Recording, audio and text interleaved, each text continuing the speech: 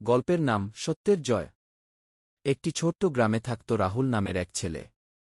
সে খুব সাধারণ পরিবারে জন্মেছিল, কিন্তু ছিল খুব সৎ ও পরিশ্রমী। তার একমাত্র স্বপ্ন ছিল ভালো করে পড়াশোনা করে শিক্ষক হওয়া। একদিন রাহুল স্কুল থেকে ফেরার পথে রাস্তার ধারে একটি মানি ব্যাগ পেল। ব্যাগটি খুলে দেখে ভিতরে অনেক টাকা ও কিছু গুরুত্বপূর্ণ কাগজপত্র আছে। সে জানত এই টাকা দিয়ে তার অনেক সমস্যা মিটে যেতে পারে, কিন্তু তার মা তাকে সব সময় বলতেন, সততা সবচেয়ে বড় গুণ। রাহুল ব্যাগটি নিয়ে সোজা থানায় যায়। পুলিশ ব্যাগের মালিকের খোঁজ পায় এবং ব্যাগটি ফিরিয়ে দেয়। পরে জানা যায় ব্যাগটি স্থানীয় এক ধনী ব্যবসায়ীর ছিল। ব্যবসায়ী রাহুলের সততায় মুগ্ধ হয়ে তার পড়াশোনার সমস্ত খরচ বহন করার দায়িত্ব নেন। রাহুল কঠোর পরিশ্রম করে পড়াশোনা শেষ করে অবশেষে একজন সম্মানিত শিক্ষক হয়। গ্রামের সবাই তাকে খুব শ্রদ্ধা করত। শিক্ষা, সততা ও নৈতিকতা জীবনের যেকোনো সময় সঠিক পথ দেখায়।